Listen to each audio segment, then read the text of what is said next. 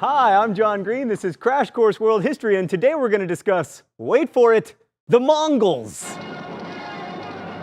So you probably have a picture of the Mongols in your head. Yes, that's the picture. Brutal, bloodthirsty, swarthy, humorously mustachioed warriors riding the plains, wearing fur, eating meat directly off the bone, saying bar, bar, bar, bar, bar, bar, bar. In short, we imagine the Mongol Empire as stereotypically barbarian. And that's not entirely wrong. But if you've been reading recent world history textbooks like we here at Crash Course have, you might have a different view of the Mongols, one that emphasizes the amazing speed and success of their conquests, how they conquered more land in 25 years than the Romans did in 400, how they controlled more than 11 million contiguous square miles. And you may even have read that the Mongols basically created nations like Russia and even Korea. One historian has even claimed that the Mongols smashed the feudal system and created international law. Renowned for their religious tolerance, the Mongols, in this view, created the first great free trade zone, like a crazy medieval Eurasian NAFTA. And that's not entirely wrong either. Stupid truth always.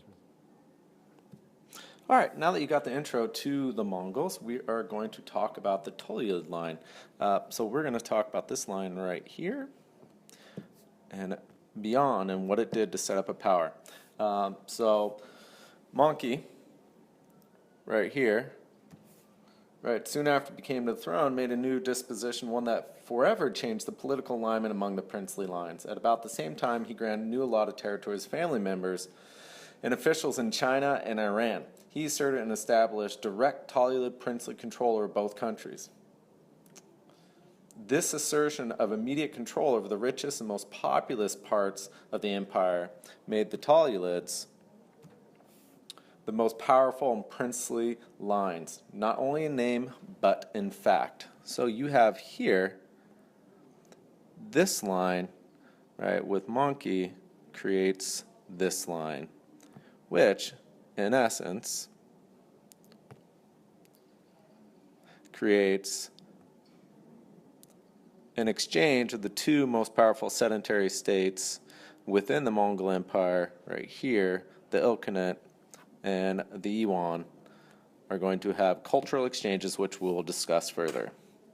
To the question of Mongol awesomeness. First, 5 arguments for awesome. 1. The Mongols really did reinvigorate cross-Eurasian trade. The Silk Road trading routes that had existed for about 1,000 years by the time the Mongols made the scene had fallen into disuse, but the Mongols valued trade because they could tax it, and they did a great job of keeping their empire safe. It was said that a man could walk from one end of the Mongol Empire to the other with a gold plate on his head without ever fearing being robbed. 2. The Mongols increased communication through Eurasia by developing this Pony Express-like system of way stations with horses and riders that could quickly relay information. It was called the Yam system, and it also included these amazing bronze passports which facilitated travel. 3. Another thing that traveled along Mongol trade routes was cuisine. For example, it was because of the Mongols that rice became a staple of the Persian diet, which I mention entirely because I happen to like Persian food. 4. The Mongols forcibly relocated people who were useful to them, like artists and musicians, and especially administrators. As you can imagine, the Mongols weren't much for administrative tasks like keeping records, so they found people who were good at that stuff and just moved them around the empire. This created the kind of cross-cultural pollination that world historians these days get really excited about. And 5, the Mongols were almost unprecedentedly tolerant of different religions. They themselves were shamanists, believing in nature spirits, but since their religion was tied to the land from which they came,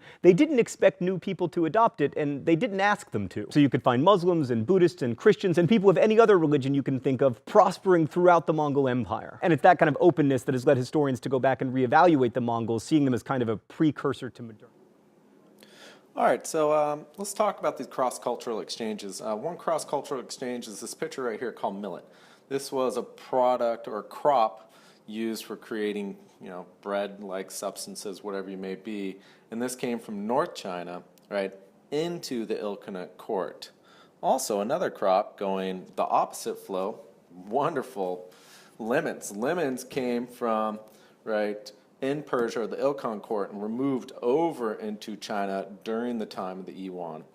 So these are two physical examples of cross-cultural references between the Ilkhan court and the Yuan dynasty within East Asia.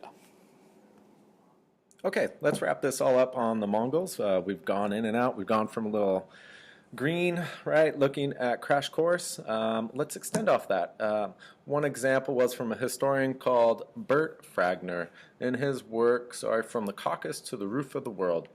In here he talks about the Ilkhan court's acceptance of rice, where it was brought up in the video by Crash Course, but he says, Brett, the historian, Mr. Fragner, that it was an elitist thing, and it was only for the upper echelon, which became more and more embedded into Persian culture, and which moves in after the Ilkhan court into the Safavid.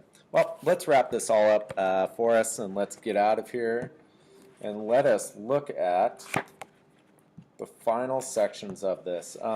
In sum, you have pastoral nomads, who are the chief initiators and promoters and agents of this exchange, right, across Eurasia. As articulated in the form of imperial policy of exchanges between the Ilkhan court and also the Iwan, and furthermore. But what's interesting is this was a Pax Mongolica. Yes, they may have not been so nice, but on the other instance, they brought about this connection during the